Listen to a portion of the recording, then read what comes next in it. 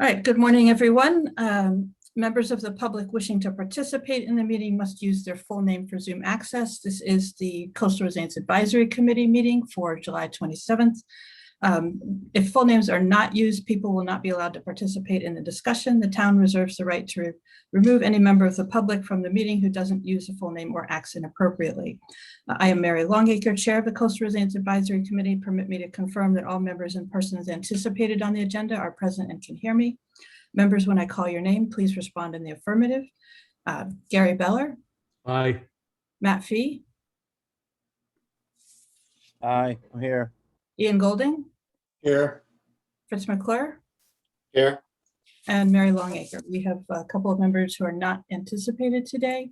And Sarah Boyce is just joining us. Sarah, when you got on, would you let us know that you are live on audio and video? Staff, when I call your name, please respond in the affirmative. Vince Murphy. Here. And anticipated speakers on the agenda, we have Trevor Johnson, Senior Resilience Planner with Arcadis. Here. And Devin McGee, Resilience Planner with Arcadis. Here. Thank you both. Sarah, can you hear us all right? That's affirmative. Can you hear me okay? Yeah, thank you. All right, this open meeting of the Coastal Resilience Advisory Committee is being conducted remotely pursuant to Chapter 20 of the Acts of 2021. Ensuring public access does not ensure public participation unless such participation is required by law. For this meeting, the Coastal Resilience Advisory Committee is convening by a video conference by the Zoom app as posted on the town's website, identifying how the public may join. Please note this meeting is being recorded and that all attendees are participating by video conference. Accordingly, please be aware that other folks may be able to see you and take care not to share your device's screen. Anything you broadcast may be captured by the recording. The public is encouraged to follow along using the posted agenda unless the chair notes otherwise. All supporting materials that have been provided to the members of this body are available on the town's website unless otherwise noted. Before we turn to the first item on the agenda, permit me to cover some ground rules for effective and clear conduct of our business and to ensure accurate meeting minutes. The chair will introduce each speaker on the agenda. After they conclude their remarks, the chair will go down the list of members, inviting each by name to provide any comment, questions, or motions. Please hold until your name is called.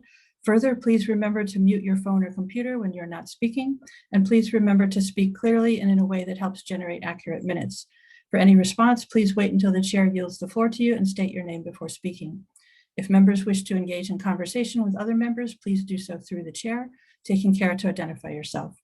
For items with public comment, after members have spoken, the chair will afford public comment to those members of the public that have joined the meeting via Zoom.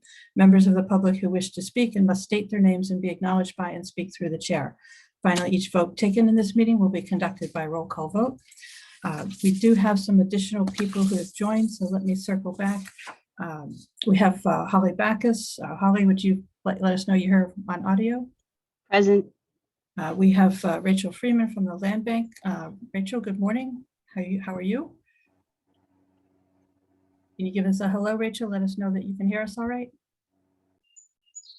All right, we'll come back to Rachel and Joanna Roach. Good morning. Can you give us a hello on audio? Good morning. Hi. Thank you, Joanna. All right, have I missed anybody? I think I've got everybody who is here. So we will go to the first item on the agenda, which is a presentation from Arcadis with Trevor Johnson and Devin McGee. Trevor, please go ahead. All right, thank you, everybody. Good to see everybody this morning. So we're going to walk through a presentation here on the island-wide resilience framework. And this is, I think, a very important part of the Coastal Resilience Plan. It's kind of the organizing structure that we will use to talk about different types of approaches across different parts of the island. So we look forward to walking you through this in detail and having a discussion with you today. I'm going to share my screen per usual. And let's just make sure I get the right. Am I sharing the right screen? Mary, if you can say yes, great. Terrific. So as mentioned, Devin and I are going to walk through the island-wide resilience framework today. We will use about an hour of the agenda to go through this, and we'll have some pauses for discussion as we go through different sections. questions that we're going to be tackling or addressing as we go through here are what is the resilience framework for Nantucket? How do we develop that framework, and then begin to answer questions and use the framework to help answer questions like, where should Nantucket be looking to reduce density, reduce growth?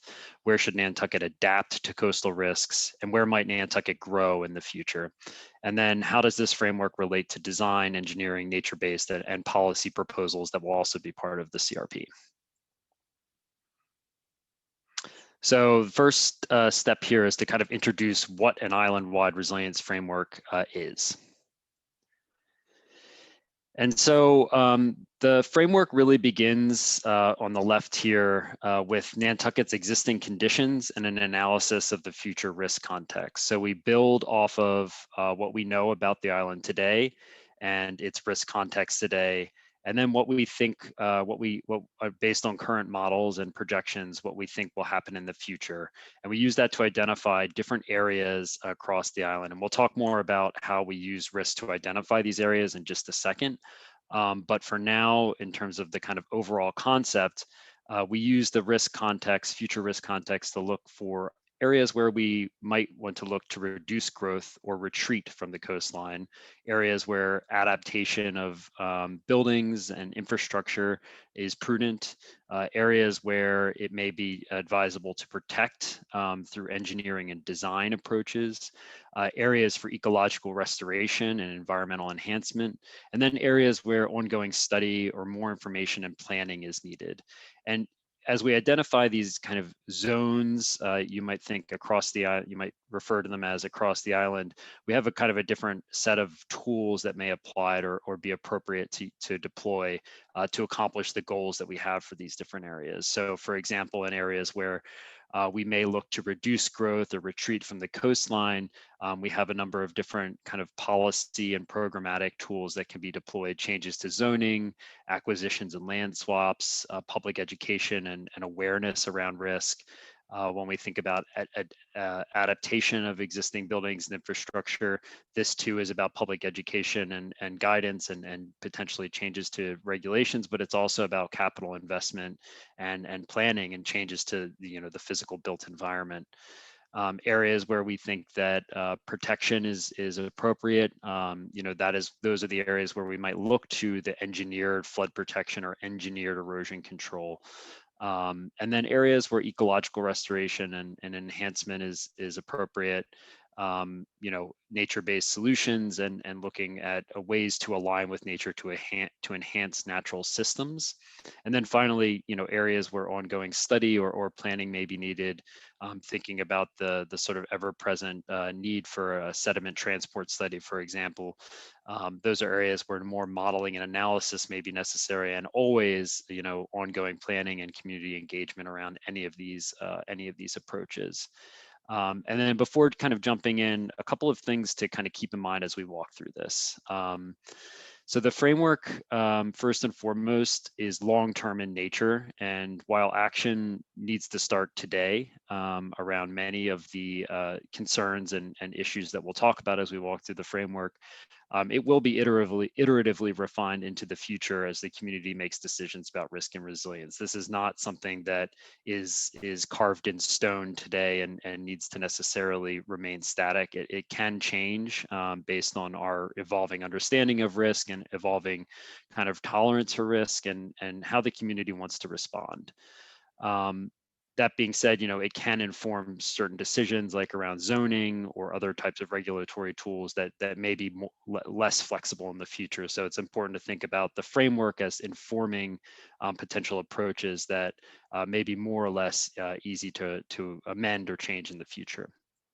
The framework is really built at its foundation around the understanding that sea level rise is going to create the need for changes. There's no resilient path forward that is no action. There will be changes that will be mandated, and the framework is an attempt to take a proactive approach with the understanding that it is advantageous to be proactive rather than reactive in addressing growing coastal risks.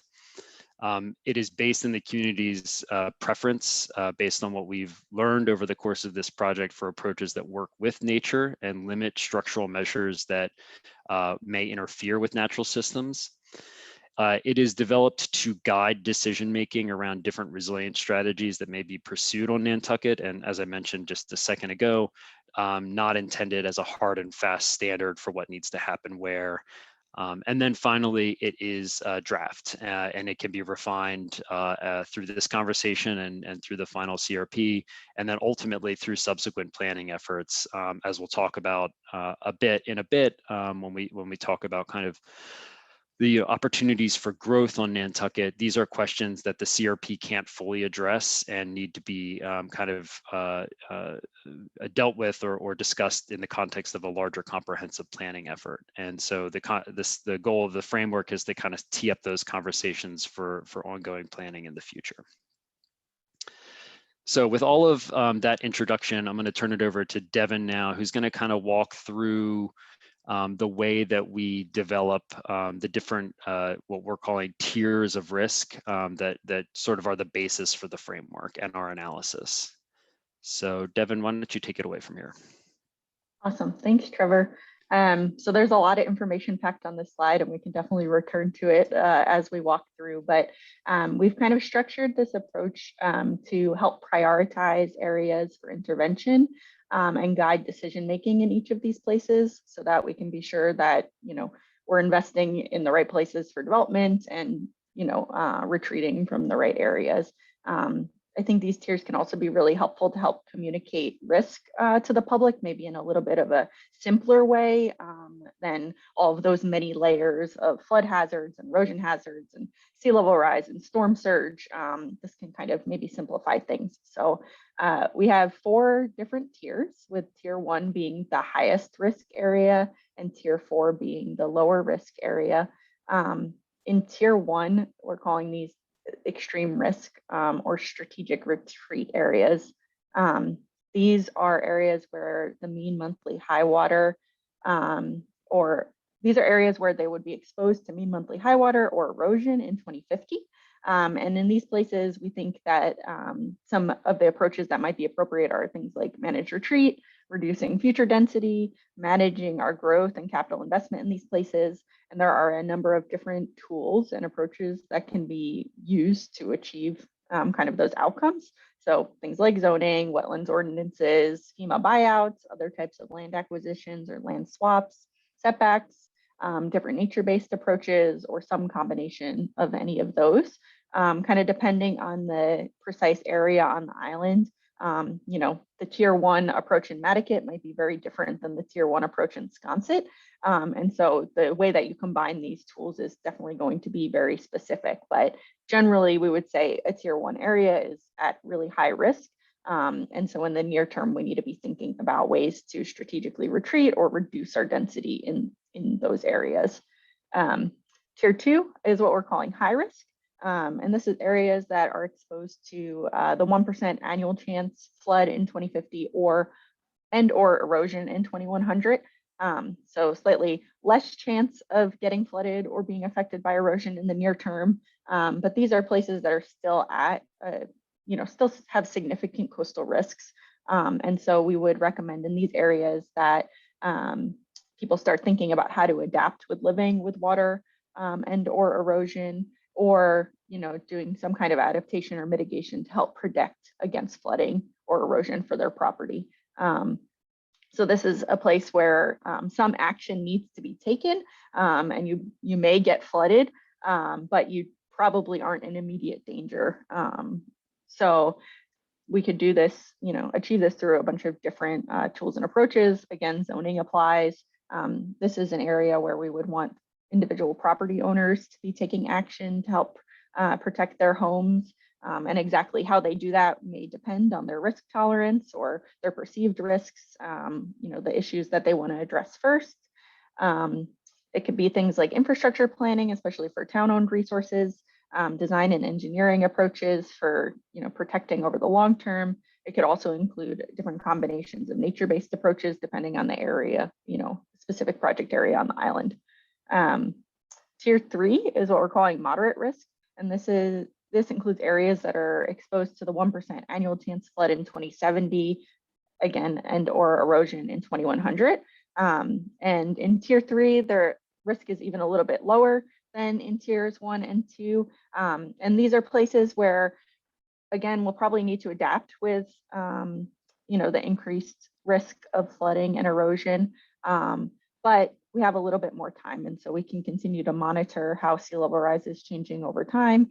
Is it going to actually be that high scenario that the MCFRM is predicting, or is it going to be something worse or better? Or we can kind of wait and see a little bit in these areas to see what exactly is going to happen. But that doesn't mean we should just not do anything in a tier 3 area. We should still be advising property owners to take action if they are experiencing flooding or want to mitigate against future flooding.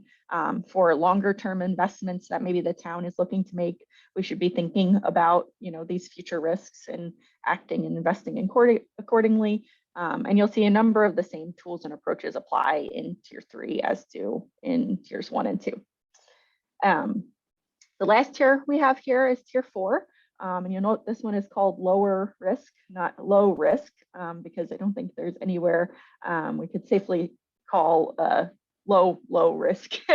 And so tier 4 is the area where we think are at lower risk. And so maybe we'll talk through how we get here, but these are areas where we might look into strategically growing to kind of make up for those areas where we're retreating in other places on the island. And for tier 4, we're looking at areas that are not exposed to the 1% annual chance storm in 2070 or erosion in 2100. So it's kind of everything that's outside of tiers 1, 2, and 3, or rather inside tiers 1, 2, and 3 on the island.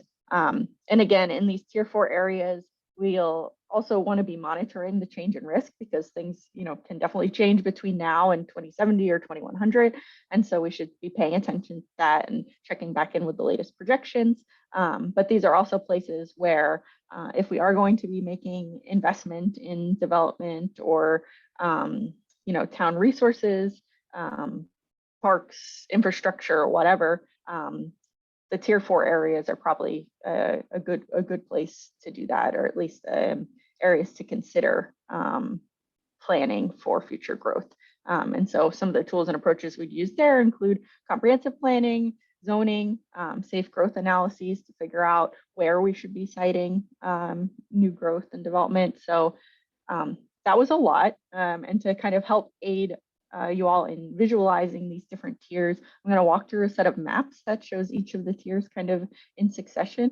Trevor, you can flip to the next slide so we can see how everything kind of fits together. So you'll see a whole lot of different shades of blue on this map here, with the darkest blue being your extreme risk or tier 1, and your lightest blue being your lower risk tier 4. You can kind of see how that kind of closes in on the island, as one would expect, because we're looking at coastal hazards here.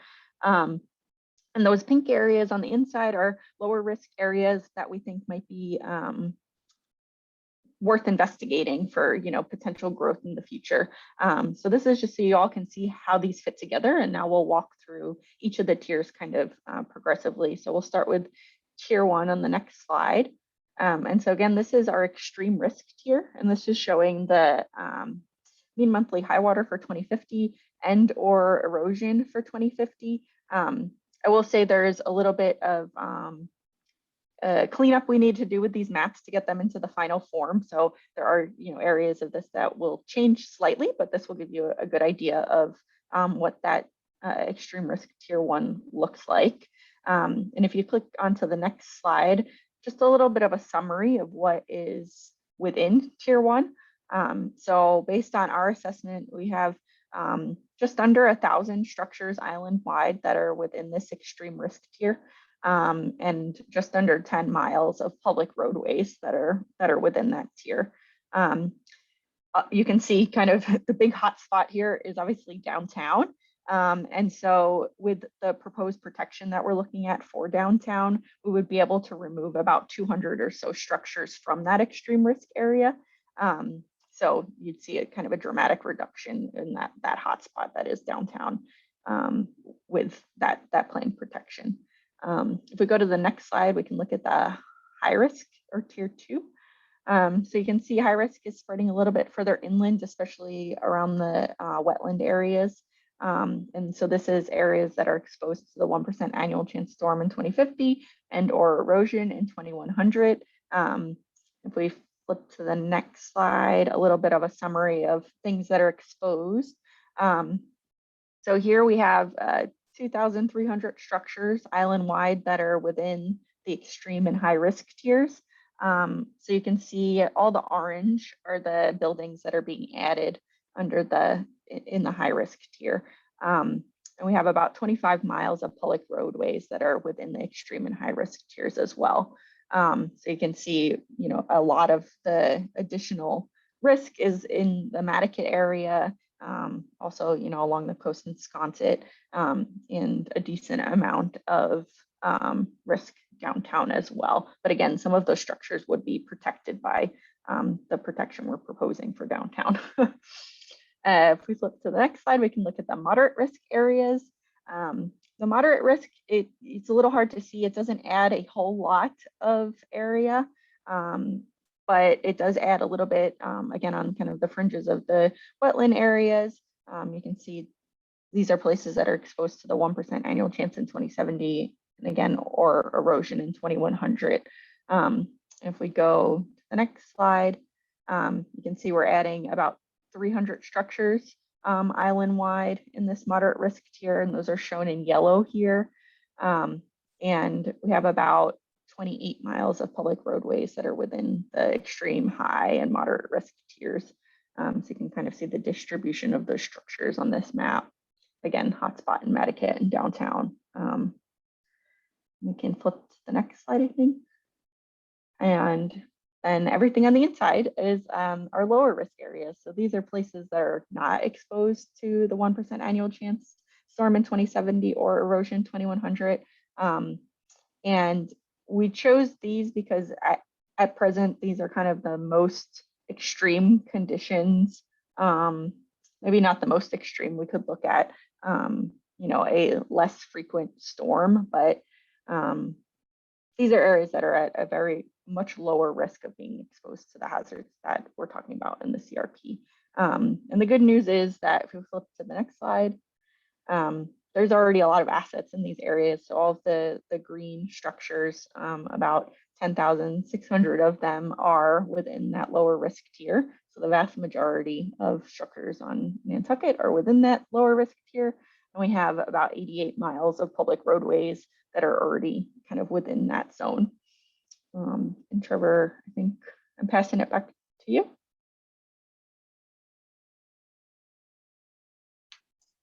Yes, thank you. Great. So we'll pause in just a second for questions and discussion, but I did want to just highlight here that these zones, and the tools that Devin kind of walked through in that matrix, they do relate to this kind of overall framework that involves not just identification of these areas, but also a set of responses that, yes, includes different tools for reductions in density or retreat, or for adapting, private residences and businesses, but also infrastructural and nature-based solutions. So we've talked a lot about kind of nature-based approaches to erosion management that would apply across many areas of the island. Adaptation of critical infrastructure, adaptation and relocation of critical infrastructure, the ideas around, adapting our critical emergency access routes, such as Nantucket Road, and then the kind of engineered flood protection for the downtown core, where we have a significant concentration of critical infrastructure and really, the heart of Nantucket's economy. So this is just a quick summary of how this all kind of fits together as part of a comprehensive framework that looks at the sort of macro level zones, and then particular kind of site scale responses or proposals that that either slow the kind of process to buy time for something like retreat or reductions in density, or that attempt to really make sure that we're adapting very aggressively some of our most important areas and infrastructure and assets across the island. So let's pause there. I know we just covered quite a bit. We're going to dig in a little bit deeper into the retreat and reduction part of this, and then we're also going to talk in a little bit more depth about the methodology around our growth areas for potential growth. So we will be answering some additional questions about that, but let's pause here for discussion, and I'll stop sharing my screen for the moment. Thank you, Trevor. I have a question just out of curiosity. So you chose the 1% risk level for flooding. Is that a standard that is used in planning, or are there other levels that were considered and not chosen? Yeah, so we have, the 1% is sort of a standard in that it is what is used by FEMA as part of the flood insurance rate maps. So FEMA designates, based on their modeling and mapping of the floodplain, designates the 1% annual chance floodplain as the area of special flood hazards. And that's where, building code regulations, specialized building code regulations for floodplain development exist. It's where homeowners who have mortgages that are federally backed or insured are required to have flood insurance. It's, where NFIP, the National Flood Insurance Program, is applicable. So there is a standard. We can certainly, based on risk tolerance, look at a higher or a lower probability event. So we could look at the 500-year or 0.2% annual chance, or even the 1,000-year, the 0.1% annual chance, as kind of a threshold for risk. I think it's kind of a community. Each community has its own set of risk tolerances, but there are costs associated. So the lower your risk tolerance, the higher the cost of responding is. So 1% seems like a good starting point. I think I'd be curious if there are other perspectives on that. Thank you. I Devin, just wondered, where that came from, and it's good to know that it is frequently used, and I should say, applies in many circumstances based on FEMA's use of that.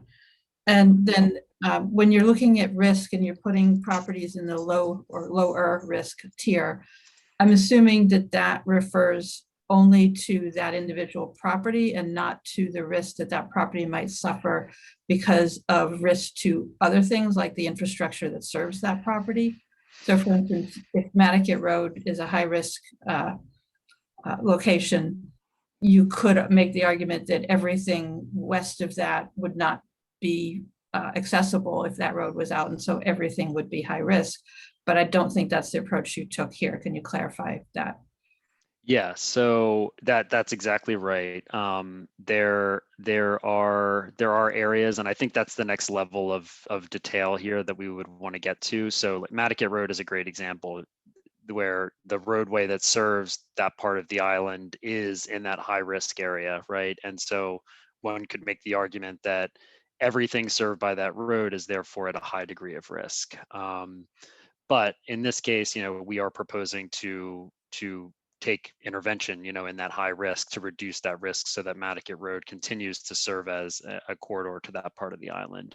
But I think there are places where, like Smith's Point, where you may have properties there that are at high enough elevation that they're not technically within that high risk zone, but that the infrastructure that supports them may be at a high degree of risk, or may not be appropriate to rebuild at the end of its design life. And then at that time, in that specific instance, it's all of those buildings that are at that high degree of risk. So I think there are places like that, and as we continue to dig into this, we may identify more of those areas. But for now, this is kind of just the screening based on the risk context alone.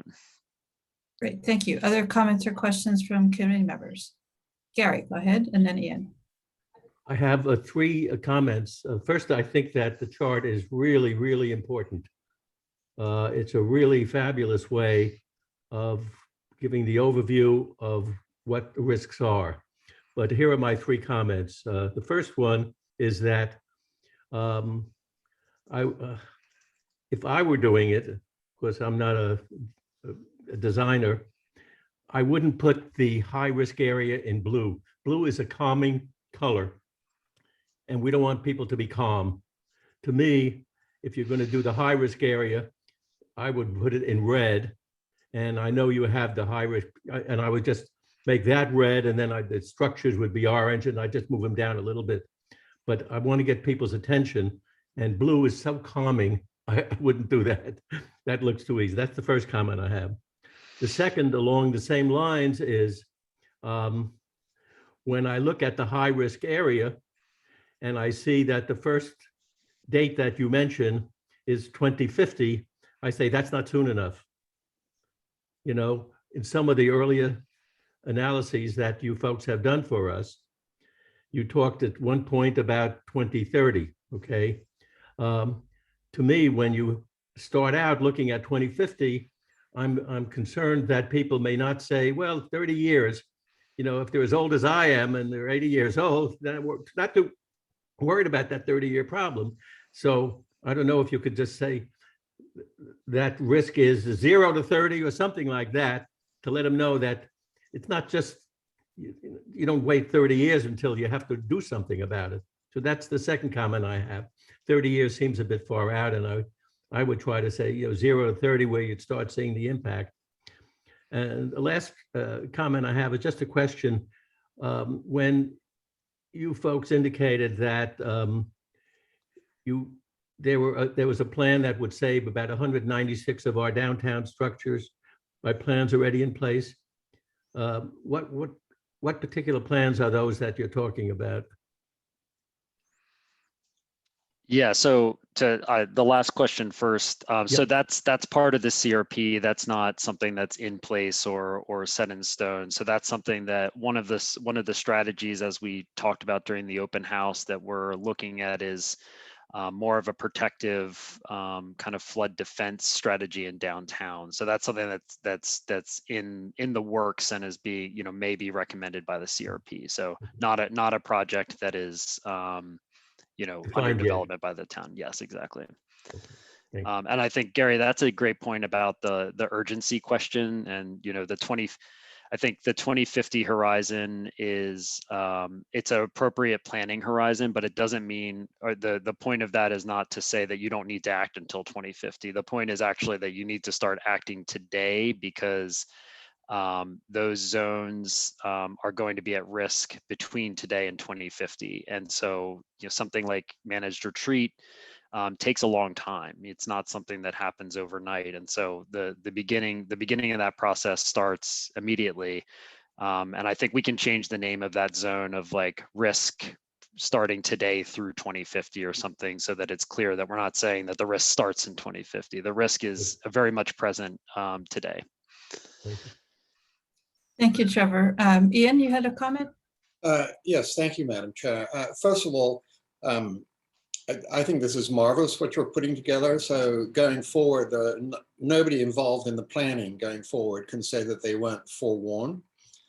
And but can we get to the guide to decision making? I in fact was going to sort of mirror both Gary's comment and your answer, but in the extreme risk tier 1, where it says in 2050, perhaps you could modify it to in or before 2050. It would just make it explicit what you explained. So that was going to be my comment.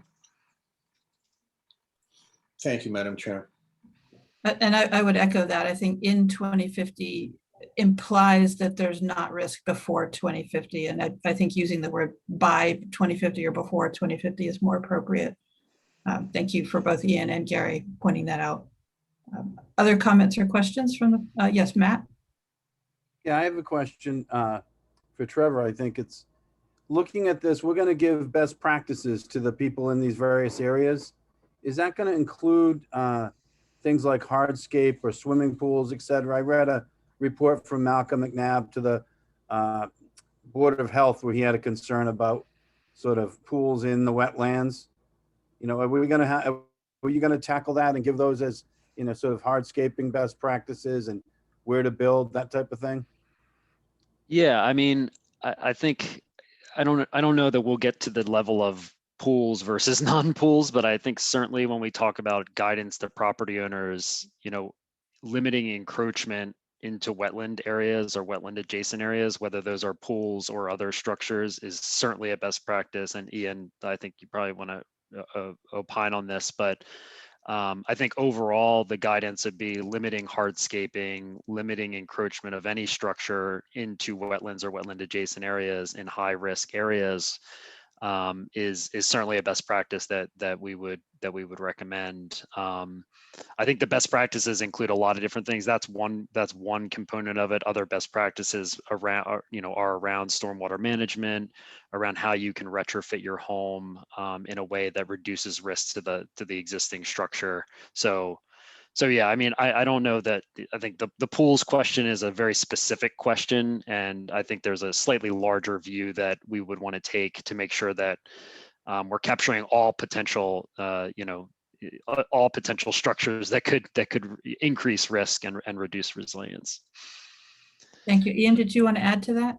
Oh, only that, you know, it's an issue that has been debated in the Conservation Commission, and currently it's our bylaws. As I'm sure both Trevor and Matt know, you can't build a pool within 50 feet of delineated wetland, and you can't interfere with groundwater either. So, and I've yet to read Malcolm McNabb's report, Matt, and thank you for reminding me I need to do so. Thank you, Ian. Anyone else, or should we go back to, Sarah? Yeah, I just wanted to echo what others have said, but just the table in the beginning of the different tiers and what goes into it. I think that's really important, because I think people are going to see the CRP and look right away at the potential solutions. And I think seeing even like whatever solutions are agreed upon or move forward with, I think that is like the first step of it that people really need to see. So like whatever solutions come up, whether it's at the town level or your own property level, seeing the different levels of risk, I think is really important. And so separating that out a little bit, like seeing it now and having a discussion, I think is going to be important.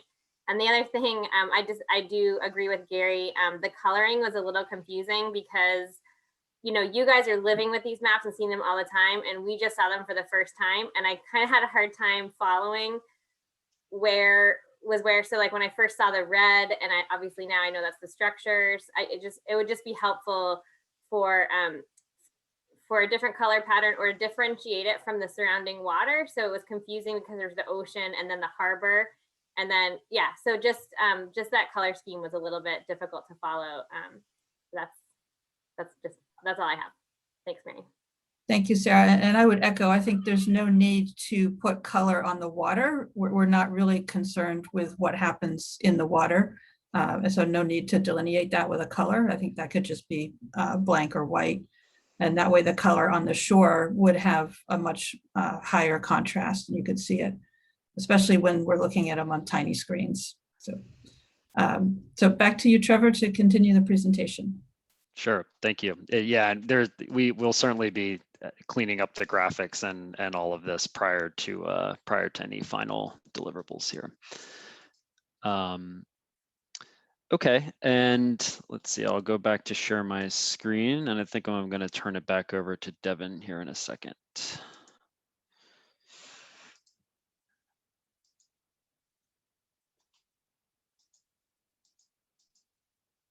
All right, yeah, you can see the correct screen, right? No, the other one. Nope, yeah.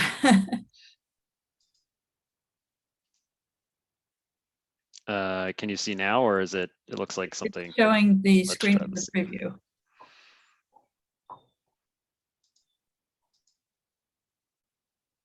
All right, how about now? That's the right one. Okay, great. Okay, so now, as mentioned, I think, you know, one of the trickiest topics that I think the CRP and that Nantucket will confront related to the resilience process is this question about reduction and retreat, right? And As I mentioned at the outset, sea level rise is going to force this issue to some extent in many areas of the island where there isn't a feasible way to really protect, to keep the water out and to stop erosion, a feasible or desirable way to do so. So that means that we need to have a conversation about how we reduce density along the coast and how we eventually retreat. And so we want to just talk more about this and present some of the tools, and then look in detail at some of the areas where this very much will be a question moving forward for Nantucket. So I'm going to turn it back over to Devin now. Thanks, Trevor. So when we hear this question, I think one of the most obvious things that comes next is how are we going to do it? So I'll just walk through some of the options, but I want to be clear that retreating from, coastal risk can be anything from a policy to a program to managing future growth to relocating community assets to relocating private assets to limiting new development and increasing setbacks and relocating structures or moving, an entire neighborhood. There's a very wide spectrum of things that kind of fall within this umbrella. So we'll just talk about a handful of the tools that have been used elsewhere. I think we're in a very early stage of retreat, coastal retreat in America. And so I will say there have been some successes and there have been some failures, but by and large in this field, people are still learning. And so I think there will be, we'll need to have a bigger discussion kind of as we move forward of which combination of these approaches is right for which areas of Nantucket.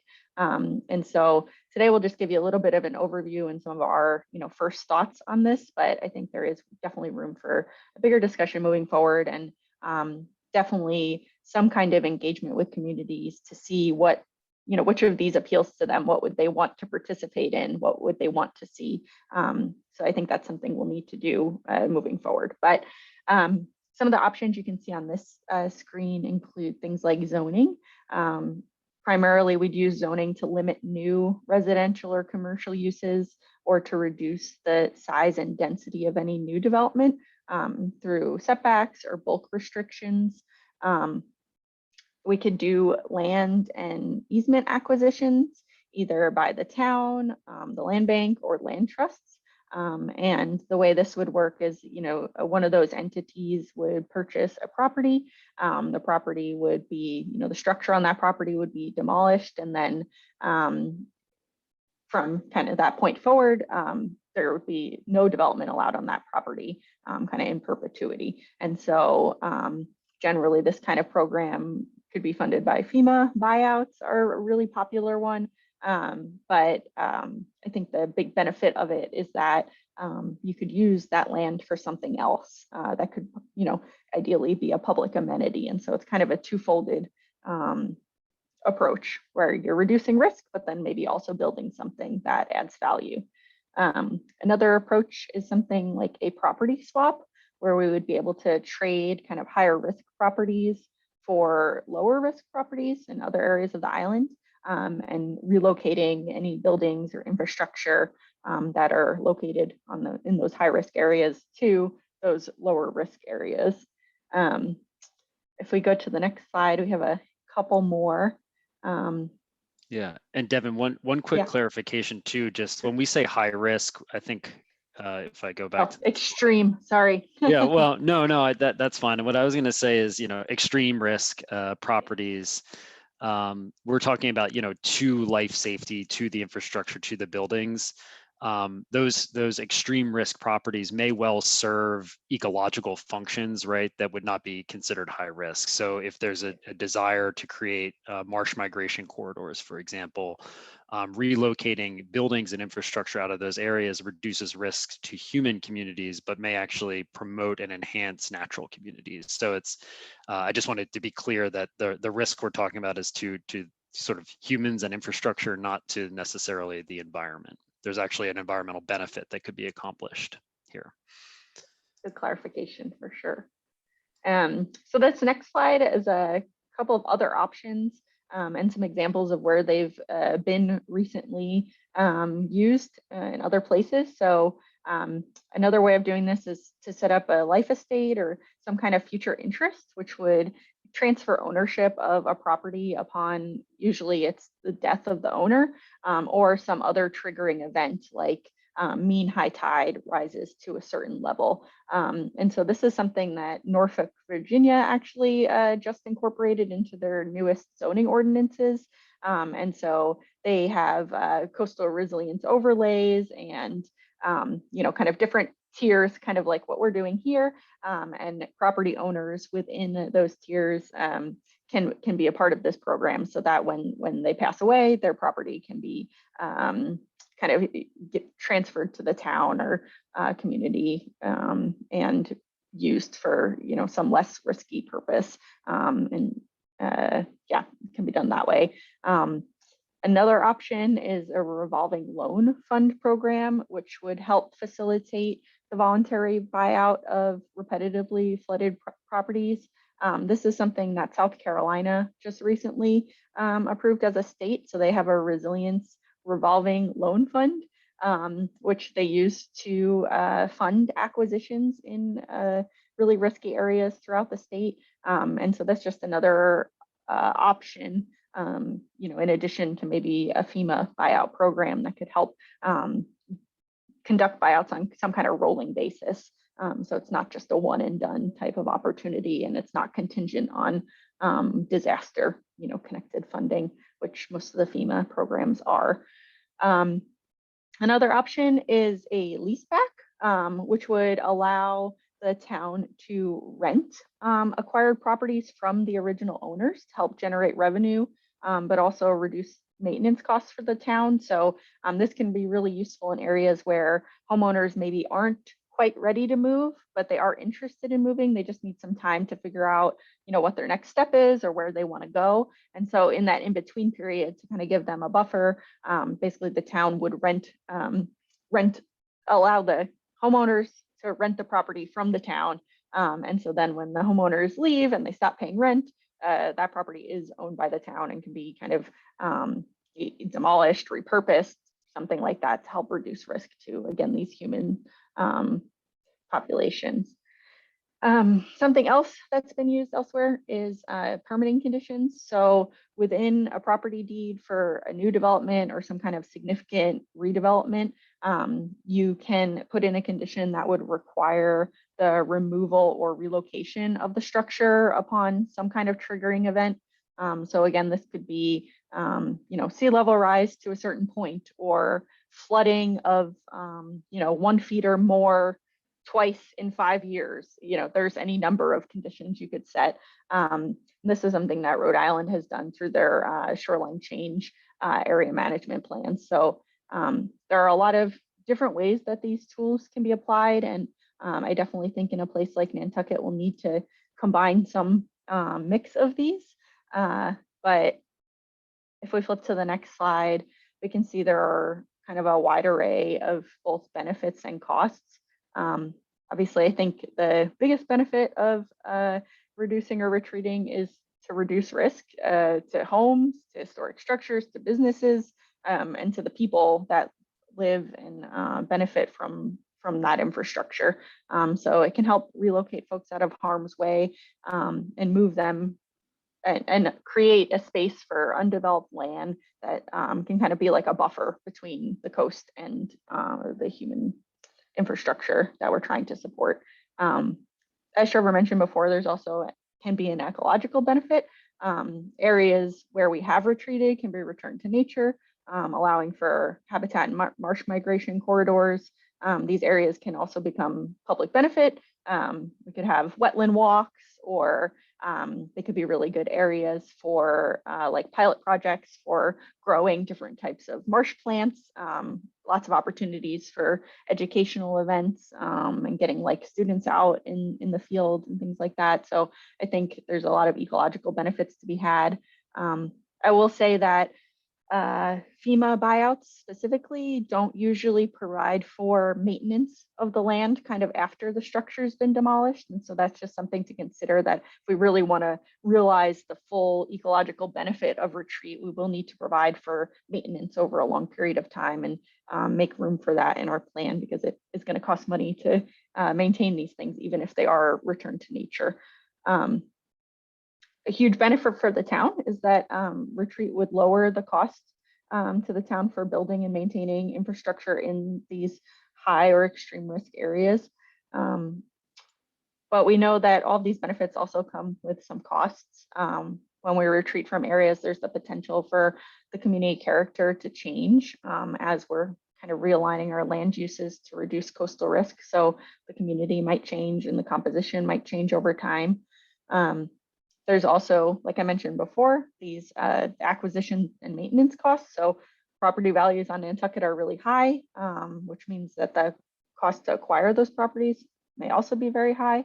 And like I said, the acquired properties will need to be maintained in perpetuity, which is going to, take some money. Another piece of this that is frequently worrisome for communities is that retreat can often mean a lot of lost tax revenue. And that's why in the next section, we'll talk about how we can pair it with strategic growth. So we don't want people to retreat and leave Nantucket entirely, and therefore take that tax revenue with them. We want to create areas inland that are at lower risk, that are really attractive for them to relocate to, so that way we can keep that tax base here and maybe even grow it over time. Just one other thing to add that kind of spans all of this conversation around retreat is that what we're talking about are, aside from kind of regulatory changes to zoning or wetlands, when we talk about acquisition or easements, we are talking about voluntary acceptance by property owners. Nothing here contemplates like required relocation or required buyouts. If in fact, if it is a FEMA funded buyout currently, they're required to be voluntary. There's no use of FEMA funding or federal funding for like eminent domain, for example. So that comes with a couple of, I think, corollary considerations. One is, this is long term, right? There's no way in which a voluntary buyout program can be implemented in like a very short time frame. It takes many years to implement something like this. That's why the conversations need to start today. And it is very much a conversation, right? This is going to be something that the very next step, regardless of the policy tools or different tools that are deployed across Nantucket, the next step is really continued engagement and conversations in the community about this, so that the ideas are socialized, and that the idea of taking advantage of a program that may be offered by the town or the state or the federal government is when it becomes available is there's a tolerance and acceptance of this idea. So I just want to make that clear, that this isn't, by no means is this some top-down kind of required strategy that that would happen in Nantucket. So back to you, Devin. Awesome. Thanks, Trevor. So we've kind of picked a couple of areas across the island where we think that retreat is going to be a consideration or something that should be on the table. So this first area, we're looking at Nantucket here, and you can see that dark blue area again is our extreme risk tier, and you can see a faint shadow of the high risk tier just for reference. We've also included on this map the roadways and their respective risk. So we're just showing public roads here because I think that's probably what the town is most concerned about. And then we're showing all structures. And so you can see that there are, a number of structures kind of right along the coastline there in Nantucket that fall within this extreme risk tier and would probably be the homeowners that we would want to target for this continued engagement and outreach that Trevor was mentioning. I think within the Nantucket area, there are some areas internally where we do have lower risk. And so that's something here where maybe we have a little bit more room for reconfiguration than we might in other places. but it's also an area where if we do have retreat, there's significant opportunity for, the marshes to expand.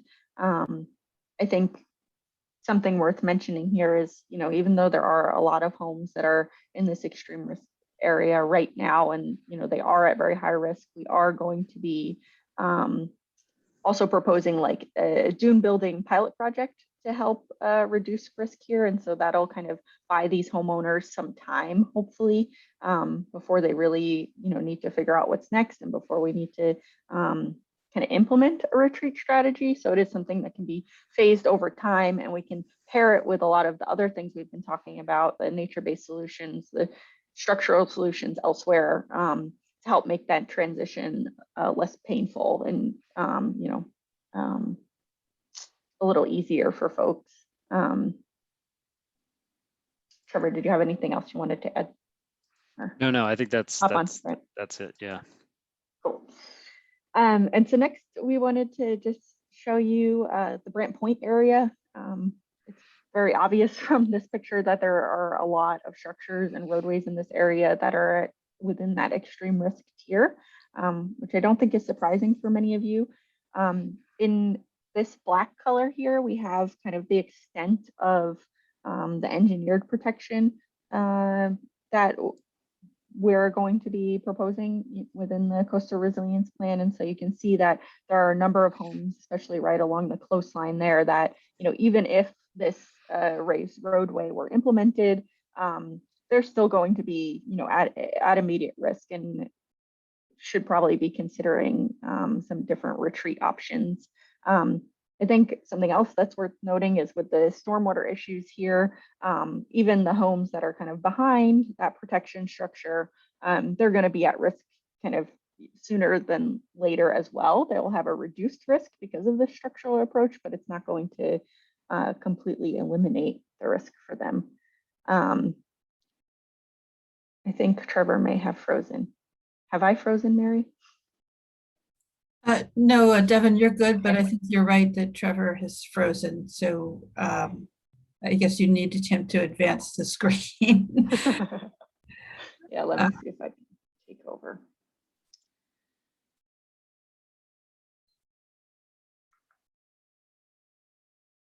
I think Trevor has left and will come back in. Yeah, Devin, you're able to share. Yeah. He just messaged me. Let me see if I can set it up. You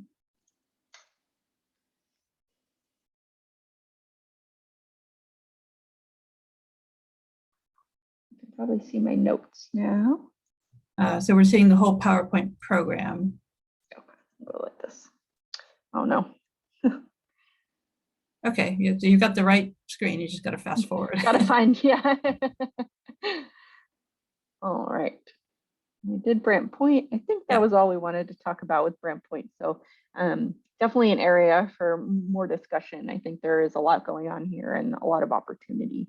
Let me go to the next example. All right, so here we have Codfish Park. And I think for me, especially Codfish Park is really kind of a nicely packaged area where there's a lot of potential for maybe piloting some kind of retreat strategy. It's only a handful of homes that are within the extreme risk area, but there's definitely the potential for other neighbors who might be within that high risk area to also participate. It's also an area where there could be relocation relatively close by, and so just think that this could be an interesting area to start. This again, people wouldn't need to leave immediately. We're not telling them, got to get out within, the next 6 months or that's it. It's nothing like that. It's a long-term kind of strategy that is going to involve a ton of stakeholder engagement and is going to also be paired with either, a dune building or some other nature-based erosion management to help slow these processes.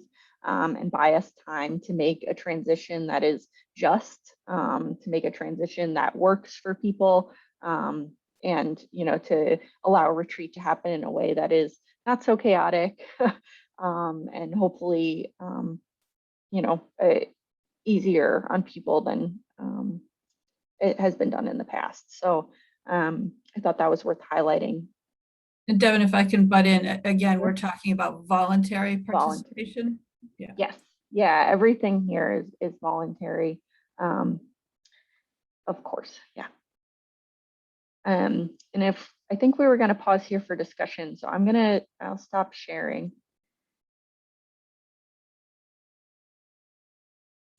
Great. Thank you, Devin, for taking over. Holly, you have a question? I do. Thank you. Thanks, Devin. That was great.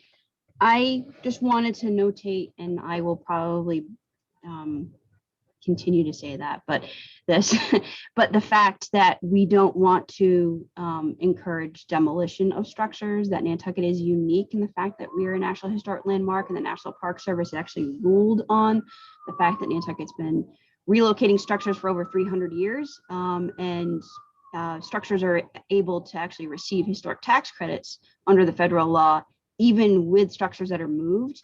And I think that's important. This misconception that, yes, obviously the Secretary of the Interior Standards recommends structures to stay in place to retain its setting and when it was created and constructed and whatnot. But the fact that Nantucket has this opportunity to, if needed, relocate structures, I think is very important, and we would be remiss if we didn't include that within the plan. But I'm very confident with both yours and Trevor's understanding of that, as well as Lisa Craig's and her team's understanding of the National Park Service new guidance on flooding adaptation is very important. So just want to notate that. Thank you. Thank you, Holly. Ian, go ahead, and then Sarah.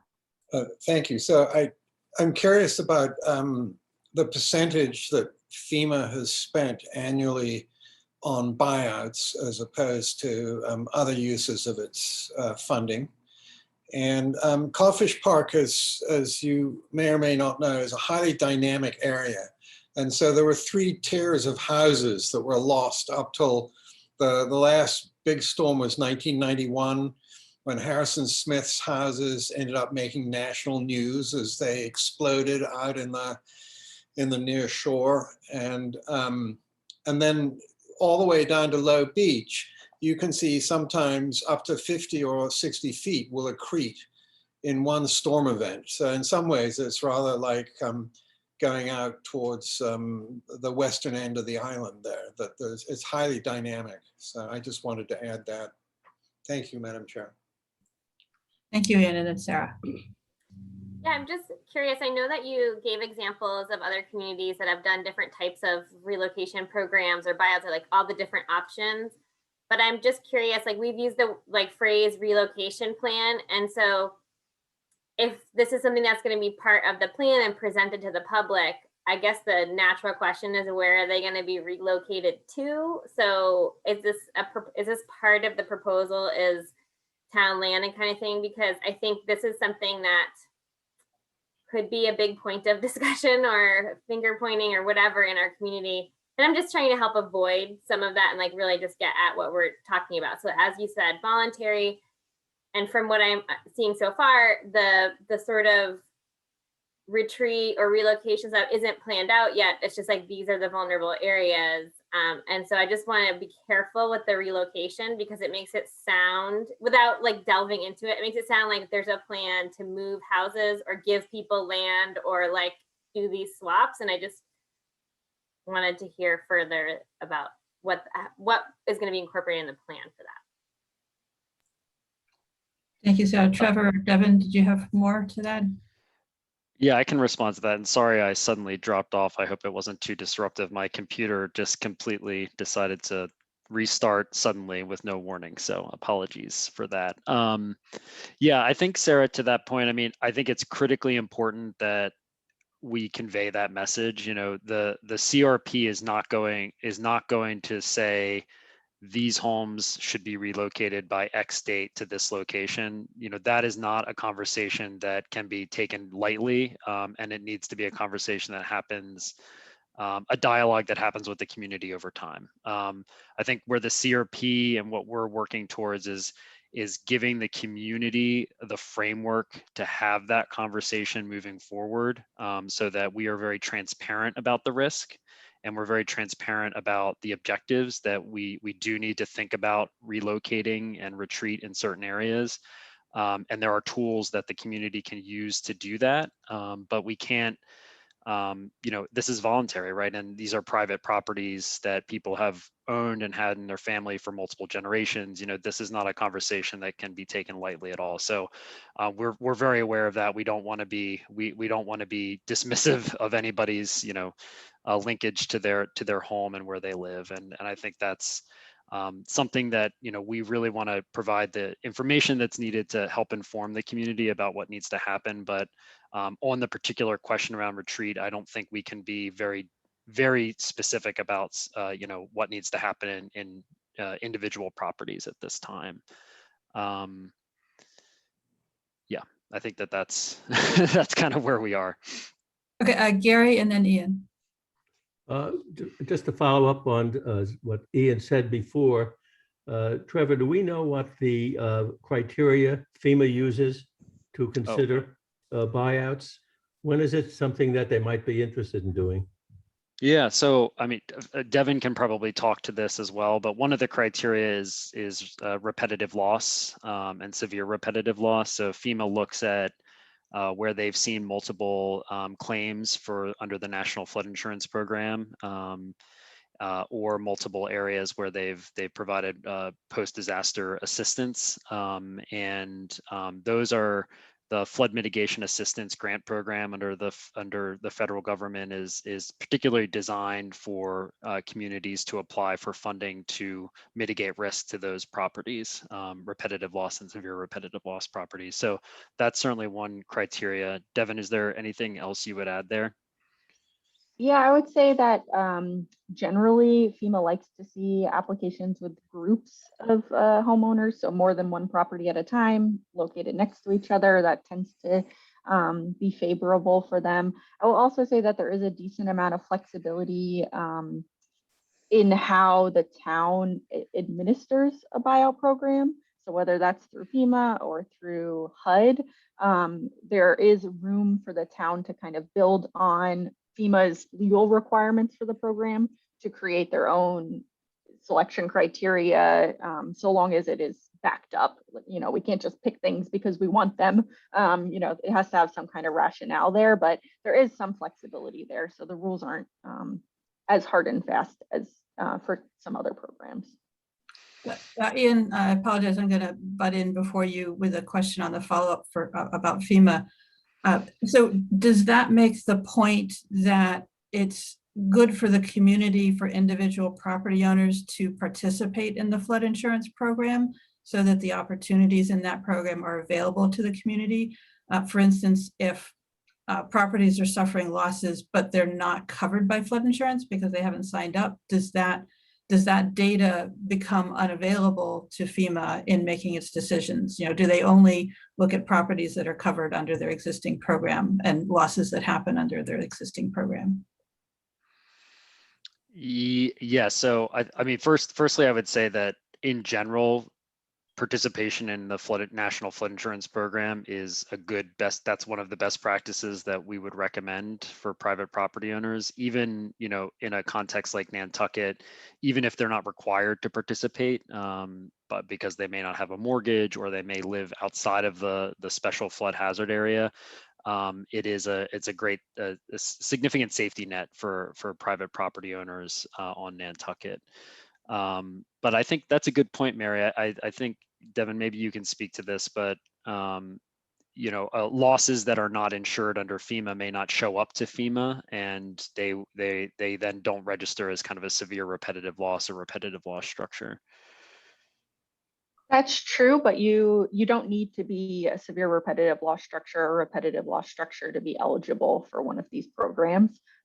They will go through some process to vet the fact that your property has flooded in the past, because they don't want to spend money, buying out a property that's not actually at risk. And so there then would be kind of more onus on the community to prove or show that these properties have had floods in the past, pictures are always great. Any type of documentation of, high water marks or anything like that can be added in, but the property doesn't need to be labeled as, repetitive loss or severe repetitive loss to be eligible.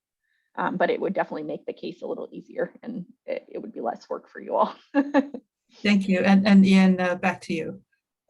Thank you, Mary. And Gary largely anticipated my question, but I'm curious as to whether there's a possibility of the town using FEMA funds to to approach landowners whose bulkheads are now have interfered with public access to beach access, so that you can no longer walk the beach because the bulkhead is now sticking out into the water, even at low tide. Is that something that one might be able to apply FEMA funds to, or is that not considered sufficiently hazardous or repetitive? Ian, are you saying is that using FEMA funds to remove like an existing buy a property and like remove the bulkhead? Exactly. But as a public good, because there's no longer beach access, because the property now juts out, so you can't walk the beach even at low tide. And this is becoming an issue on the island. Yeah. I understand it's voluntarily anyway, so. Yeah, it's an interesting question. I presume, I think, if you were buying out a property that had a bulkhead and the goal was to return it to nature, you could then remove any infrastructure that was there and restore the property to its somewhat naturalized condition. I think the challenge would be, if that home has a bulkhead and has protected itself, it may not actually have experienced flood losses, that have been documented. So you may run into that hurdle. And then of course, voluntary, right? So, Right. it may be the case that somebody who's built a bulkhead and feels protected is not willing to relocate or retreat. Other questions or comments? Yes, Joanna. And then Gary. I have a couple of questions and comments, and I apologize if some of this is redundant because I'm new to this process. And so I guess the first question I have is, in terms of the organizing principle of this information and this presentation and how it gets rolled out, is it the threat to the different areas, or is it the timeline of the threat? Right? So is it how quickly it can happen, or is it the specific areas? Like, which is the more important organizing principle? I'm not sure I fully understand the question, but I would say that it's a combination of both. I mean, they're highly related, right? The areas, Sure. the area is related to the horizon of risk, right? So when we say, and that's a function of the elevation as well as the kind of surrounding wave climate and coastal conditions. And so when we talk about the areas, it is, this area becomes subject to risk given this threshold, given a threshold that can be defined by a certain time horizon. So in this case, before 2050, we expect this area to be subject to an extreme risk area, subject to very frequent flooding during just a tidal event, a monthly high tide, or to be at a high degree of risk from erosion hazards. So the areas are defined by the kind of like time horizon of expected risk. Okay. I mean, Hopefully that answers, yeah. Okay, and I agree with what Gary said about 2050 feeling somewhat far away as a defining principle, and that 2030 seems like something that would be more of a place where people could wrap their heads around. I guess I have some other questions. I mean, because when especially being the new person listening to this, when you're saying 195 structures and you're talking in the town area and you're talking about Codfish Park, are those homeowners all been notified of this and given the opportunity to like listen to this process and be engaged in whatever way is appropriate? I guess that would be the first question there. And then I have a couple others. Okay. I'll just add on what Trevor mentioned earlier. I think the notion of like something being at risk and where something's at risk, but then also when that risk is happening is something that's really difficult to communicate publicly. And so I think a little bit of maybe the role of the CRAC and or the town is to help filter that information when we're communicating outward and to say, we know when these things are going to happen. We have this body of knowledge spinning around, but then distilling that for the homeowners that it's relevant to at that period in time. And so let's say for the extreme risk areas, even though we're showing them as not at risk until 2050, our first kind of stakeholder outreach to those people is going to say, you all are at risk starting today. It's only going to get worse until 2050. You're our top priority for reducing risk along the coast. But they don't really need to know the specifics, right? They need to know what to do about it and how they can do that. So I think it's kind of part of our job as the town, or whoever's responsible, to help kind of filter that and to make it easier to digest, because you're right, it gets really confusing. Is it this place? Is it that timeline? Is it what combination? So I think there's a lot of that can be addressed in just the way we communicate this outwardly moving forward. Yeah, and I think I was going to, Joanne, to respond to your second question. I think this is the first kind of rollout of this information, right? Of this way of thinking about it. It's not the first time that homeowners have seen coastal risk, though. There are resources out there that the town has developed, as well as resources from FEMA, and certainly folks like in Codfish Park are very well aware of the coastal risk. So this shouldn't be new information. This is a way of organizing and prioritizing, right? So to build off of what Devin said, what we're saying is, this is a tool that the planning board, the Conservation Commission, Vince and his team can use, the CRAC can use to say, we've undertaken this analysis. We know that these areas are at the highest risk. These are the priority for intervention for some set of steps, and we may look to adopt, regulatory changes. We may look to pursue a buyout program, but certainly ongoing engagement with property owners in a place like Nantucket or Codfish Park is something that happens in parallel as part of the implementation of the coastal resilience plan. Okay, that helps answer some of those questions. And then what about how are you overlaying what Remain has done with Envision Resilience and this plan? Because if you go and listen to those presentations, you're hearing 4 to 9 inches of sea level rise in the next 10 years along Washington Street, along the town harbor. And those kids or the students have proposed and presented some really innovative ideas. I think Vince wants to address that, Trevor, if you'll let him. Thank you, Mary, and thank you for the question, Joanne. So quite simply, that is a separate project that is aspirational in nature, as lovely as it is. And this COP is based in reality and was actually implemented. So we're trying to draw on what ideas might be generated. We're paying attention to it, but in reality, the COP can only accept very minor parts, as useful as it is. And I'm not sure that 4 to 9 inches of sea level rise in 10 years has been predicted by anybody. I'd want to double check that claim. So Trevor, you have a response as well? Yeah, no, I mean, I would just echo what Vince said. I'm, it is the Envision Resilience Nantucket initiative or challenge is, it's a wonderful opportunity for students to engage in an exercise of kind of design thinking and speculation and really imaginative ideas and wonderful design strategies. Those I would tend to think of anything that's been discussed in that context as very long-term in nature and very challenging to implement, right? So the CRP's job has been to look at kind of based in reality, so to speak, in terms of what actions can the town take to reduce risk and build resilience starting today, given current regulations, current programs, the things that are within the town and Coastal Resilience Advisory Committee's control, right? So I think both projects have their role in the world and in Nantucket's resilience discourse and conversation, and I'm glad they both exist. But we won't be able to necessarily integrate many of the ideas that came out of the Resilience Nantucket Challenge, just because we are trying to propose things that are implementable. And I'll add that we do have an ongoing dialogue with all of the resilience projects that are happening on the island. So it's not that we're operating in a vacuum. We're Okay. definitely talking to each other and cooperating.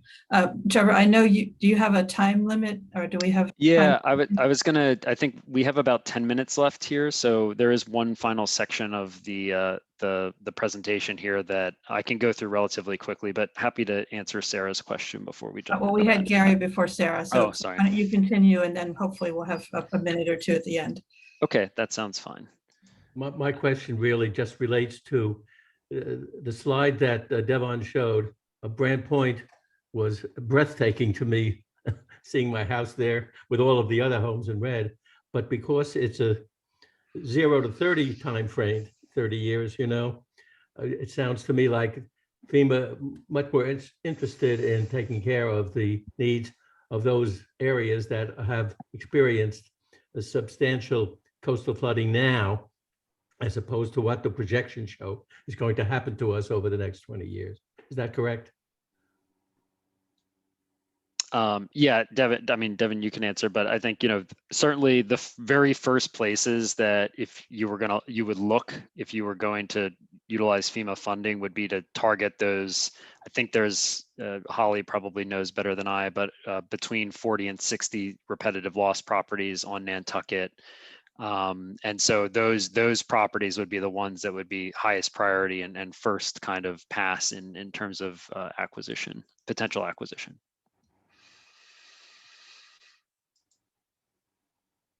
Okay, I'm gonna just share my screen again here. And okay, am I sharing the right screen? Yes. Okay, so just quickly, I want to go through this, and I think we can go through this quickly because it is not fully resolved and is not likely to be fully resolved through the CRP. We hope to provide kind of an initial lens screening that can be a tool for the comprehensive planning process. So handing off to the planning board and others, kind of an initial zone that should be further investigated for growth. And to that point, what I'm about to talk about is just kind of this coastal risk lens, using coastal risk as a lens to identify opportunities for growth, and that's only one criteria. So there would need to be significant additional study and comprehensive planning to actually identify sites where growth is suitable, and that's based on an analysis of local regulations and standards, infrastructure capacity, access to services, and a lot of other comprehensive planning considerations that would need to be addressed. So I just want to be very clear that when we say opportunities for growth, we're not proposing growth. We're not saying that this is necessarily a site for growth, but that from a coastal risk perspective, these are areas in general where Nantucket could grow. So with that caveat and kind of introduction, the areas that are shown here in purple or sort of pink, I guess, are kind of what we've identified as lower risk areas for growth. And what this shows is areas that are outside of the coastal hazard areas, tiers 1, 2, and 3. And that are not in wetlands or do not include wetlands and do not include protected open spaces. So these are areas that are not currently owned by a land trust or land bank or other areas that have protective covenants or easements on their properties. And these are not the highest sort of level of significant ecological areas in wetlands where we could see potential for growth. And just to zoom in a little bit closer in one of these areas, unsurprisingly in Mid-Island, you can see here kind of what this looks like. And not surprisingly, many of these areas already have buildings on them. But what you may notice is that a lot of these buildings are single family homes. So when we talk about potential growth, one of the conversations that I think Nantucket will want to have in terms of compensating for the long-term potential reductions in growth along the coast is the single family housing, is this the density that's appropriate for these areas? Is there another density that may be appropriate? Again, questions that the CRP can't answer, but that would want to be investigated through the comprehensive planning process that's soon to be undertaken. And then another way of looking at this too is thinking about, what properties, and I'm glad Rachel's on the line, what properties, does the town have control over? Where could the town potentially help advance growth, and similarly land bank properties that are outside of coastal hazard areas. So these are areas where, and we're not just thinking about housing, we're also thinking about other kinds of resources like parks and other kinds of services that the town may need to provide. So one of the good news items, I think, in all of this coastal resilience planning process is much of Nantucket's critical infrastructure is actually located in this lower risk area. So things like schools and public safety facilities and hospitals, these are really critical life safety community lifelines, and it is truly good news that these are already located in lower risk areas. In many communities, that is not the case. So we do have a strong kind of foundation to build on in Mid-Island especially. And I think seeing town-owned properties and the significant resource in the Nantucket Land Bank as a real virtue moving forward in terms of how we can think about growth and resilience in low-risk areas on Nantucket, I think is a real benefit that that the community has to work from. So you can see here, dark blue are town of Nantucket properties, and the kind of I guess that color is greenish teal is land bank properties that are owned by the Nantucket Island Land Bank. Again, areas that obviously the land bank has its objectives and goals that it's trying to accomplish as well, but to the extent that those can be aligned with the resilient growth of Nantucket, these are a real resource for the community. So that's kind of where I'll leave off for this conversation. Again, I think the sort of top line message here is that there's significant risk at the coastline of Nantucket, as we're all well aware. There is a framework for prioritizing that risk for different kinds of actions. But then there's also a significant amount of space on Nantucket that is at a lower, comparatively lower risk, and that the community can use as a foundation for future growth.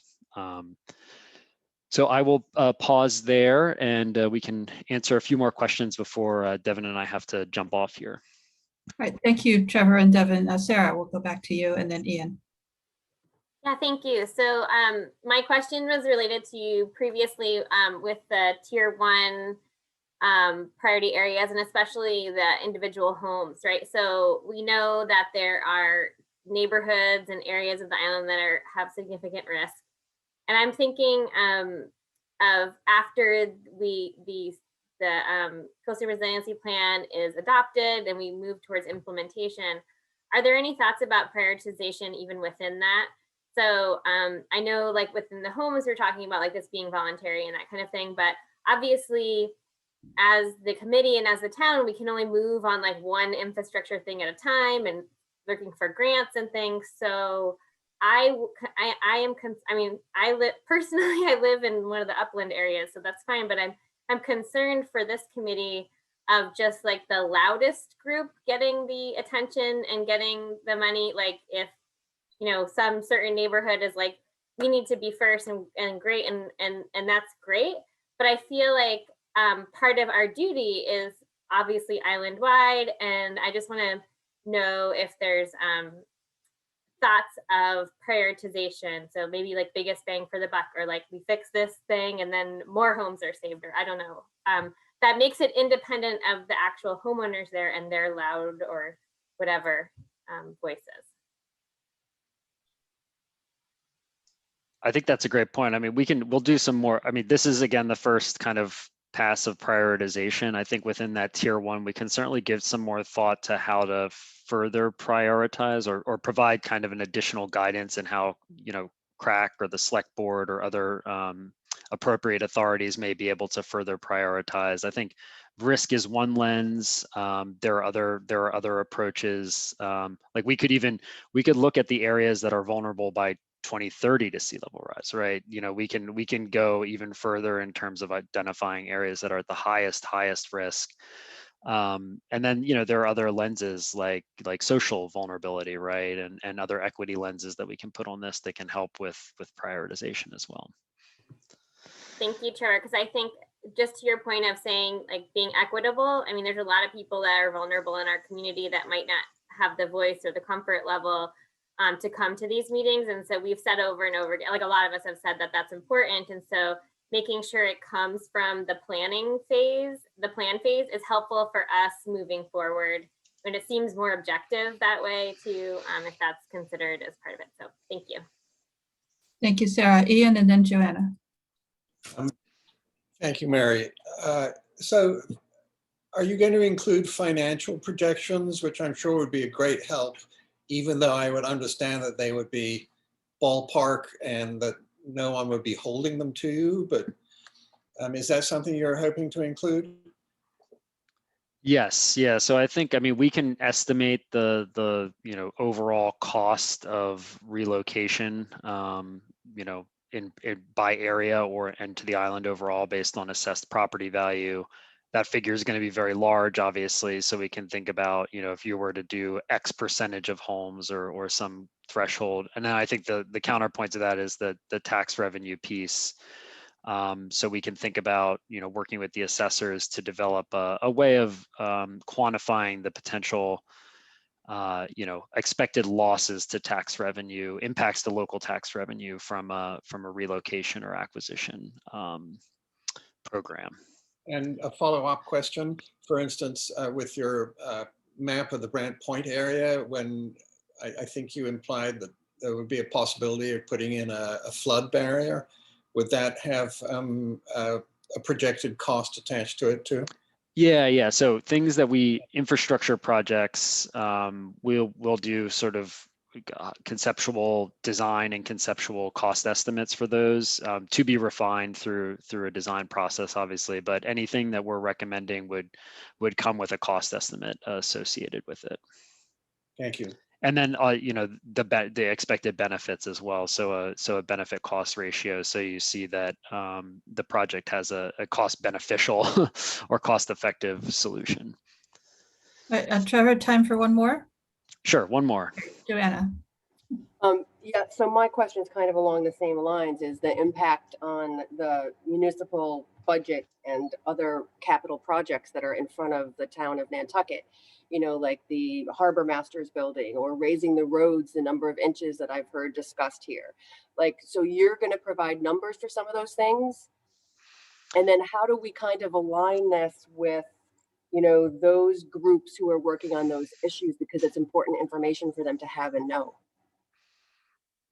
Yeah, so I mean, I think the ongoing projects we're trying to be coordinated with as much as possible. So anything that is, you know, the Harbor Master's office, you know, I understand that there's discussion about extending sewer service to Nantucket. So we want to think about how to align with those projects, as well as prior planning like the HMP or HMGP.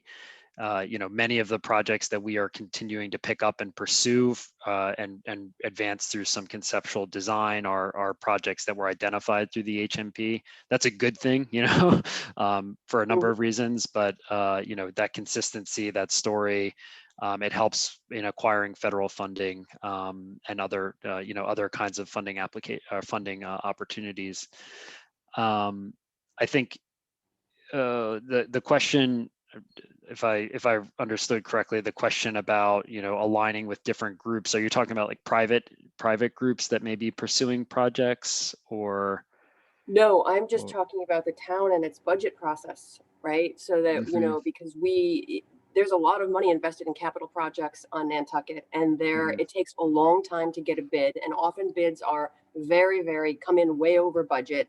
And for us to spend money on items that are not aligned with the coastal resiliency plan doesn't seem to be like a very smart forward thinking move, especially in the case of things like the Harbor Masters building. Like, why would we do that if we know that really it should be a floating building, for example, right? Well, I'll jump in, Trevor, and sure. I think that was why the Coastal Resilience Advisory Committee, as one of its first products produce the policy that the select board adopted, that all of the planning that goes on should be considering sea level rise. So we have that first step in place from, I guess, 2 years ago at this point. So I'm very happy about that. And the coastal resilience plan will build on that and should be coordinated with the other efforts. Holly had a comment. And Thank you, Madam Chair. I just wanted to mention what Joanna said about Capcom pretty much. Yes, so from the hazard mitigation aspect, all those potential projects, regardless if they were something that we could apply for FEMA funding or MVP funding or CZM funding, there's all these different funding sources. That has already been projected and brought to Capcom's attention since we received the update of the hazard mitigation plan in 2019. So of course, once this plan is adopted and we have a set of priorities that are associated with it, that's going to be a part of the process, which I know Vince will be taking over with Capcom, where as I work with town admin and Capcom on hazard mitigation plan projects. Hope that addresses that. You're welcome. Thank you. Yeah, just I was just going to say sorry, Trevor, go ahead. Oh, I was just going to say, I mean, Joanne, that's a great point. And I think just, to be really clear, one of the uses of the framework is in capital planning, right? So it is a tool that if we have a set of maps, Capcom, planning board, other authorities can look at and say, this is being planned in this area. Is this a smart, is there a way to mitigate design this in a way that reduces the risk if we're going to locate it in this area cost effectively, or is there a better location? Is this infrastructure best suited for this location, or should it go elsewhere? And that is, I think one of the main benefits of thinking about this tiered approach is it does enable that kind of informed decision making moving forward. Matt, did you have a comment to add? Real quick, I do think you're saying why are we still moving forward with the the Harbor Masters building? I think it's a psychology of previous investment. We've already spent the money, we've already spent the time, we have to go forward. I don't think that's necessarily smart, but that's what we're doing. I think that there are going to maybe be some changes. I was saying, well, why do the lifeguards have to meet in a room upstairs there? Why not move them elsewhere? And maybe the first floor could be more flood proofed. I believe they're looking into that.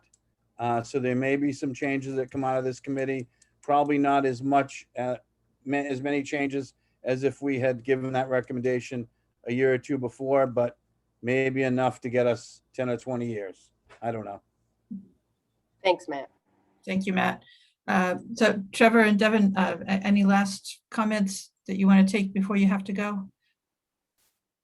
Well, I would just say thank you, everybody. I think this has been a really fruitful and helpful conversation, and we'll take back these comments and continue to refine this as we move forward. And we'll look forward to coming back in the weeks ahead to this committee with more information, I guess, updates on this, but also more information on kind of the specific, more design-based projects that are being pursued across the island. Thank you. I really appreciated the presentation today. I thought it was good to get into the meat. Yes. Matt, you had a comment? Thank you very much. Yeah, just quick. I've been having trouble with my internet and going in and out. So if this was already said, just cut me off. But Trevor, you mentioned something about single family zoning. We don't really have single family zoning anywhere on the island. We have two dwellings or potentially 3 dwellings on every lot. So when you're thinking about, sort of growth and et cetera, please take that into consideration. It might be low hanging fruit to encourage, 4 dwellings on a lot instead of 3 and take them away from the other areas. So you should understand our zoning and how we're already way different than other places already. Yeah, that's great to know. Yeah, my note was just that a lot of the homes are, regardless of the zoning, a lot of the homes are single family, so there is opportunities for densification potentially. Yeah. All right. Okay. Thank you very much. Thank you, everybody. See you soon. Have a good rest of your week. So the next item on our agenda is updates on other related and concurrent coastal resilience projects. I'm going to start with Rachel Freeman from the Land Bank, who we did ask to join us today specifically for an update on their coastal resilience projects. Thank you, Mary, and thank you for asking me to join you today. I'm working from home, so I'll apologize for any background noise a priori. I wanted to just update the CRAC committee on what we've been doing at the Land Bank with the Woods Hole group. And as you know, we've been targeting the Washington Street corridor from Petrel Landing over to the Consu Springs Marsh area and that entire marsh system as an area that the Land Bank owns a lot of property and has potential to acquire additional property, and because it's a location where, as we all saw through Arcadis's maps, it's an extremely high risk for flooding, and it's one of the areas where there's infrastructure issues, there's transportation route, there's risks for the Washington Street transportation route and town parking lot and harbor master building and things like that. So we have been moving through this process, and originally they took a look at the the Mass DOT firm models to see what the flooding would be, sort of following everyone's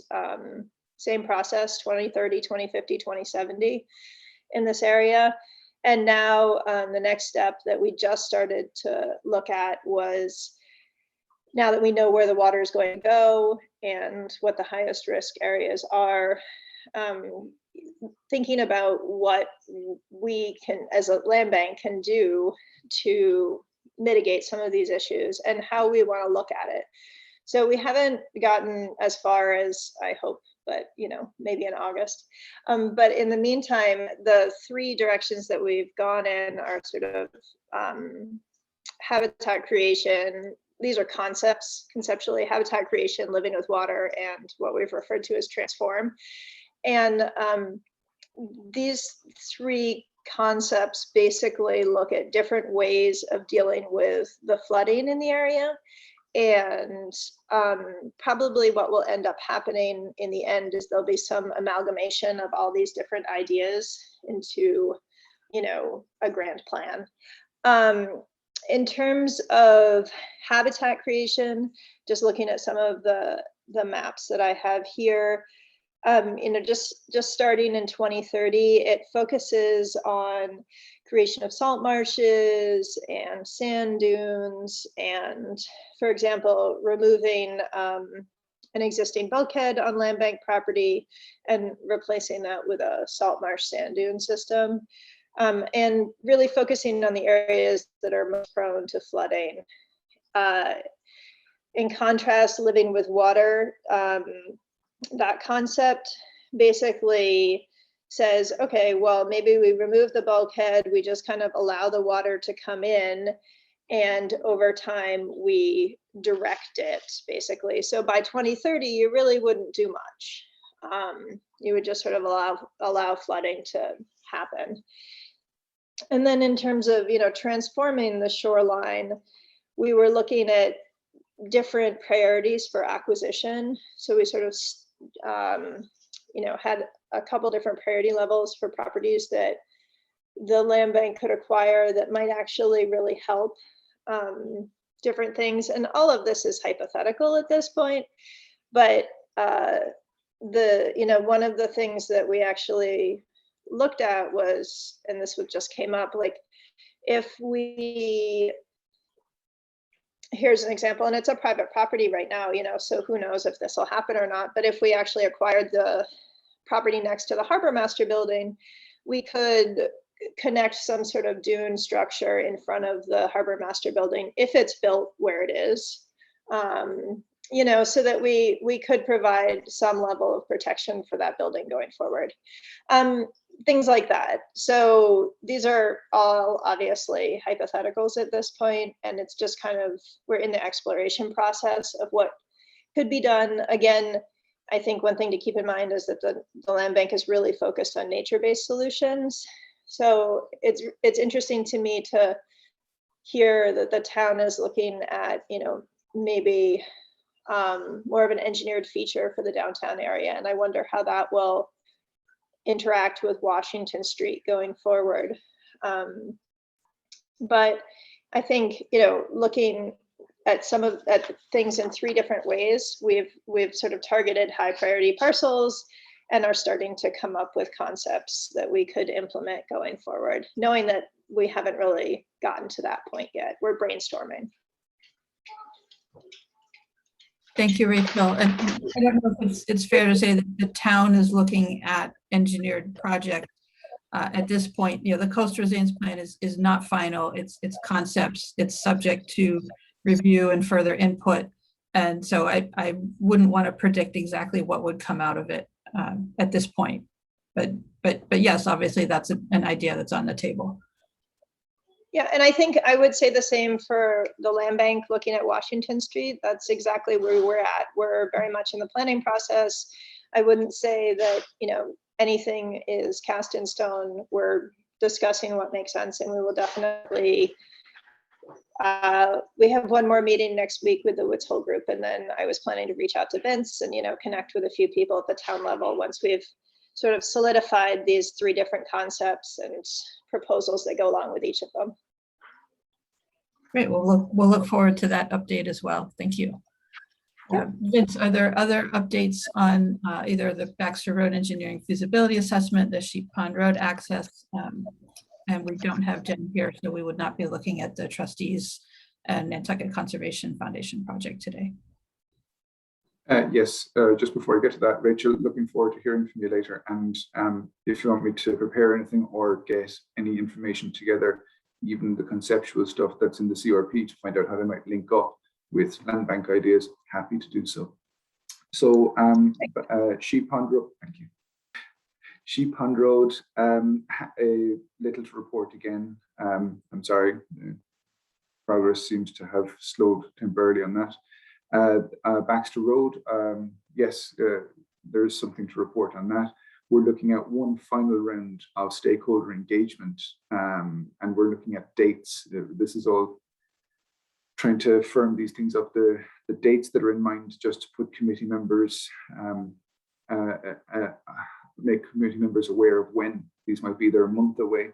Looking at August 24th, 25th, and 26th. That's a Tuesday, Wednesday, and Thursday towards the end of the month. Other potential dates are the following week. August 31st, September 1st, or September 2nd, also Tuesday, Wednesday, Thursday. It'll be a 1-hour meeting with all of the named stakeholder groups involved, including this committee, select board, and all the other stakeholders that have previously had meetings. It would be late afternoon, early evening, thinking around 3:30, 4 o'clock, that kind of time for a start, and everyone would have their chance to have their say, hopefully. And this would be the one large group meeting. That's the hope anyway. And hopefully I'll be able to give, once I hear back on potential dates from what might work for the select board and other groups, and from this committee, I'll be able to firm up the date at that point. Matt Fee is coming back in. Thank you, Vince. We do have the opportunity for public comment on the agenda, so we'll move on to that. Is there any member of the public that wants to offer a comment at this point? And you could just unmute if you have a comment, or let us know via chat. I don't see anybody, so we can move on to approval of the minutes from the July 13th meeting. Vince, if you can put those up on the screen. Ian?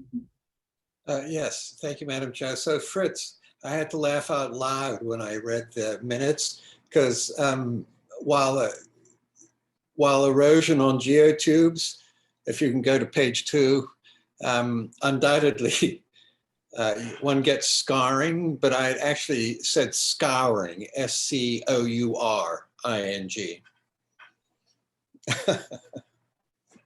Thank you. Thank you for that correction.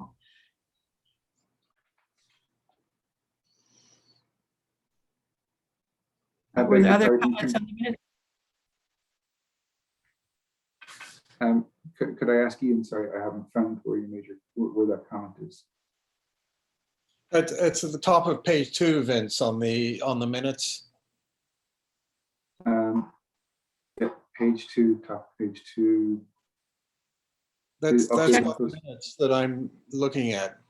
It's the bottom of page 1 on your copy, Vince. Thank you, Mary. Correct. Yeah, Vince, Thanks. this copy has a couple of corrections in it, so it may have adjusted the paging. So go up just a little bit, Vince. Right there. Yeah. So last sentence on page 1.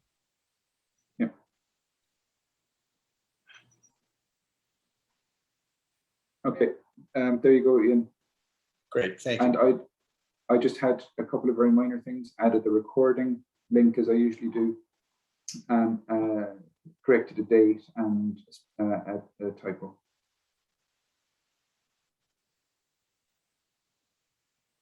Any other comments from committee members on the minutes? If not, we'll take a motion to approve. So moved. I think that was Gary moving. Do we have a second? Sure. Thank you, Ian. So roll call vote, Gary Beller, Aye. Sarah Boyce, Aye. Matt Fee, Aye. Ian Golding, Aye. Fritz McClure, Aye. Joanna Roach, Aye. and Mary Longacre, aye. Thank you. Those are adopted. Any committee reports? We have a few minutes left in the meeting. Does anyone have something that they want to bring to our attention? Yes, Ian. Thank you, Madam Chair. So, as everybody's aware, I'm sure, that the Select Board asked the Conservation Commission to reconsider their decision on the geotubes. And so that put Town Council in an ethical position where he had a conflict of interest. And so the Conservation Commission is going through the steps of finding an independent legal counsel to advise them going forward. Thank you, Ian. Other committee reports? Okay, yes, Matt. It's Matt, I'll comment. I'm not sure that it does put you in that. I'm not sure we're in a adversarial position yet, Ian, but we haven't, we'll see if we get there, but I don't believe we are at this point. So. Well, I certainly didn't mean to imply that we're adversaries, Matt. I would never think of you that way, or the Select Board. But we've been, legal counsel is clear, from what I understand, is that the Town Council can't represent both the Select Board and the Conservation Commission when it comes to asking legal advice about how the Conservation Commission should proceed going forward. So my understanding is that we are now looking for independent legal counsel to advise us, so that Town Council is not because. No, and that part I can see that point, but Yeah. until we understand how you, in my opinion, until I understand how you want to move forward and why and what it's based on and what the projected path you hope to achieve, we may be on the same page once that's laid out. So let's try and keep this within the scope of our committee. And I understand, but I just want it to be understood that the Select Board at this point doesn't feel we're adversarial, and I feel like we're trying to find a path that works for all parties. So I just want that understood. Thank you, Matt. That's not how it's being portrayed out there in some parts of the island. Let's put it that way. I certainly didn't want to portray it that way myself. So. Okay, other committee reports.